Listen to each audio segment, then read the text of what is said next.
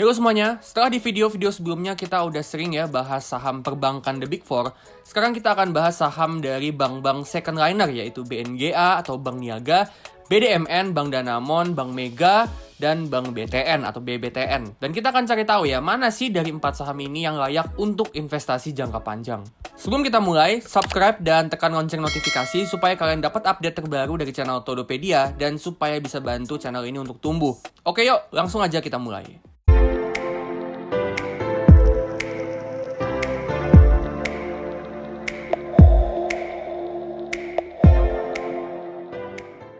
Pertama kita lihat dulu market cap-nya.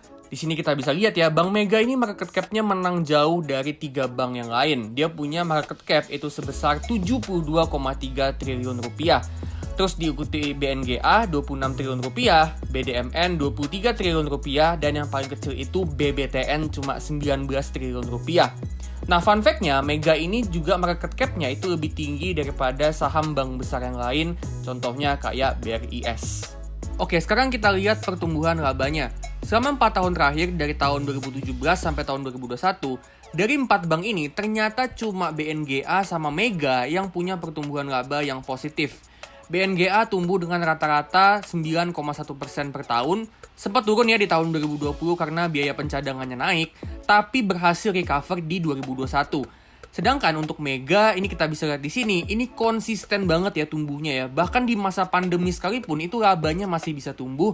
Dan rata-rata growth-nya itu mencapai 32% per tahun. Jadi kinerja dan pertumbuhan yang bagus banget dari Mega ini.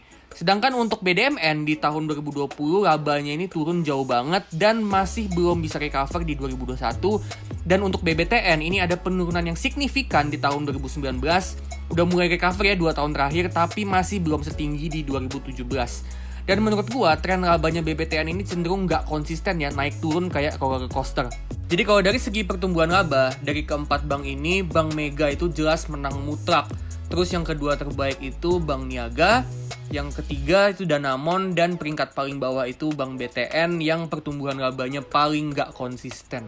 Nah, sekarang kita akan bandingin mereka berempat dari rasio perbankannya. Pertama, ROE atau Return on Equity. Ini makin besar makin bagus ya, karena itu artinya si bank punya kapabilitas yang bagus untuk cetak profit. Nah, di sini yang paling tinggi adalah Mega dengan 23% dan yang paling rendah itu BDMN dengan cuma 1%. Berikutnya NIM. Nah, ini mirip sama ROE, tapi NIM ini mau ngukur dari segi pendapatan bunga. NIM ini juga makin besar makin bagus karena menandakan kalau bank itu punya kapabilitas yang bagus untuk mencetak pendapatan bunga dari aset produktifnya. Nah, di sini BDMN itu menang jauh dari yang lain di 7,9%, sedangkan yang lainnya itu ada di kisaran 4%-an. Next, NPL. NPL atau non-performing loan ini berapa persen kredit yang macet atau gagal bayar dari semua total kreditnya.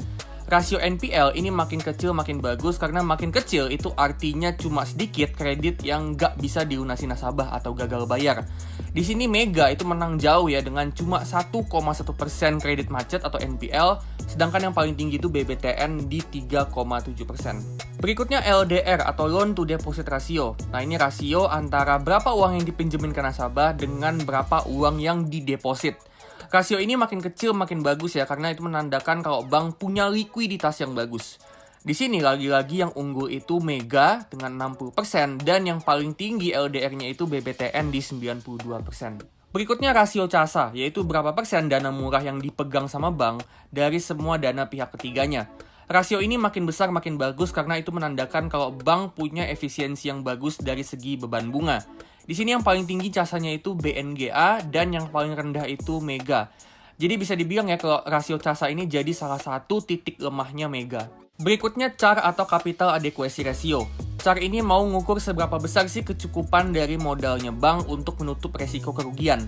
Rasio ini makin besar makin bagus karena itu berarti kalau bank punya modal yang cukup besar untuk menutup kerugian.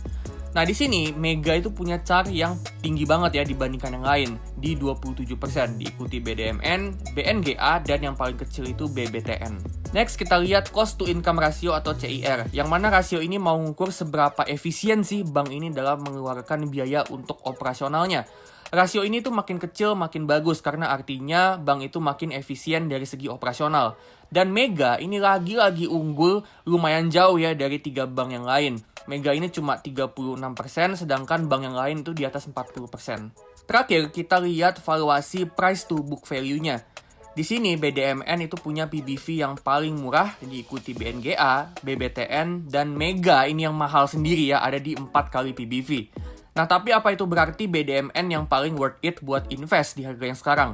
Ya jawabannya belum tentu, karena abis ini kita akan lihat berapa harga wajarnya mereka berempat itu berdasarkan potensi growth di masa depan.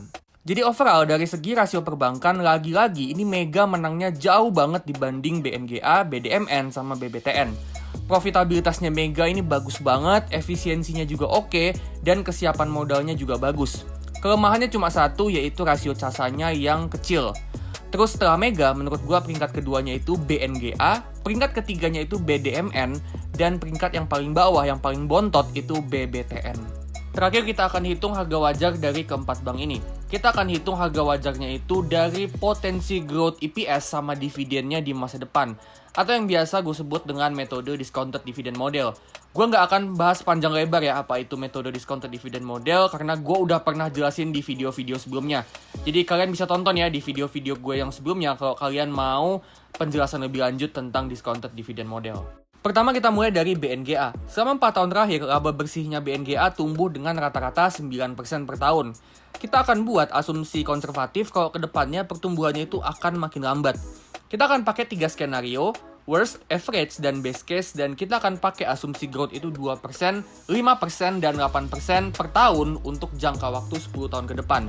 Untuk dividen payout ratio kita pakai asumsi 40%, price to earning di tahun 2031 kita akan pakai 12 kali karena BNGA ini termasuk slow growing, dan untuk return on investment kita akan pakai 13% supaya kita bisa ngalahin return IHSG.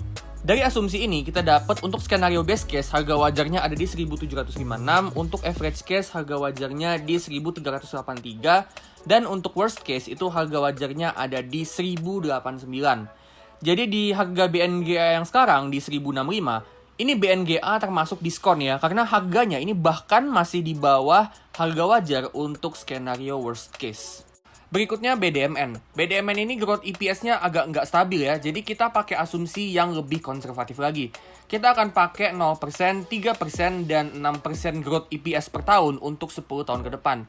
Dividen payout ratio kita asumsiin 30%, price to earning tahun 2031 itu 12 kali, dan return on investment itu 13%. Dari asumsi ini kita dapat ya untuk skenario best case harga wajarnya BDMN itu ada di 1364, average case di 1065, dan worst case di 831. Jadi di harga sekarang nih di 2450, ini jelas banget saham BDMN ini udah kemahalan jauh banget. Next kita ke Mega. Nah Mega ini growth-nya tinggi dan konsisten banget selama beberapa tahun terakhir. Tadi udah kita lihat ya rata-rata growth-nya itu bisa sampai 32% per tahun. Tapi kita perlu tahu kalau makin besar ukuran dari suatu bisnis, potensi growth ke depannya pun akan makin lambat. Jadi yang jelas Mega ke depannya nggak akan tumbuh 32% per tahun lagi, tapi akan lebih kecil. Nah kita akan pakai asumsi yang konservatif untuk Mega karena kita juga belum tahu ya masa depannya akan kayak gimana. Kita akan asumsiin 4%, 7%, dan 10% growth per tahun untuk 10 tahun ke depan. Terus kita akan pakai asumsi dividen payout ratio 50%. Untuk price to earning di tahun 2031 kita akan pakai asumsi 14 kali, lebih tinggi dari BNGA sama BDMN ya, karena growth dan kinerjanya Mega ini lebih bagus. Dan untuk return on investment, kita juga akan pakai return on investment itu 13%. Dari asumsi ini kita dapat harga wajar Mega untuk skenario best case itu ada di 8.652, average case di 6.832, dan untuk skenario worst case ada di 5.393. Nah, di harganya yang sekarang di 6.200, Mega ini ada di antara harga wajarnya di average case dan worst case. Jadi bisa dibilang Mega ini lagi sedikit terdiskon. Terakhir untuk BBTN, kita akan pakai asumsi growth yang juga konservatif karena tingkat growth dari EPS dan operating income-nya selama beberapa tahun terakhir ini juga nggak konsisten. Kita akan pakai asumsi 0%, 2%, dan 4% growth EPS per tahunnya untuk 10 tahun ke depan. Terus untuk dividen payout ratio kita pakai 10% aja karena memang beberapa tahun terakhir itu dividen payout ratio-nya BBTN memang ada di kisaran 10%-an. Terus untuk PE di tahun 2031, kita akan pakai 12 kali, lagi-lagi itu juga karena growth-nya yang kurang konsisten. Dan untuk return on investment, kita akan pakai 13%. Dari asumsi ini, kita dapat harga wajarnya BBTN untuk best case itu ada di 1318, average case di 1098, dan worst case-nya itu ada di 913. Jadi di harga sekarang nih ya, dengan asumsi growth sekitar 0-4%-an per tahun untuk 10 tahun ke depan, saham BBTN di harga sekarang itu udah kemahalan.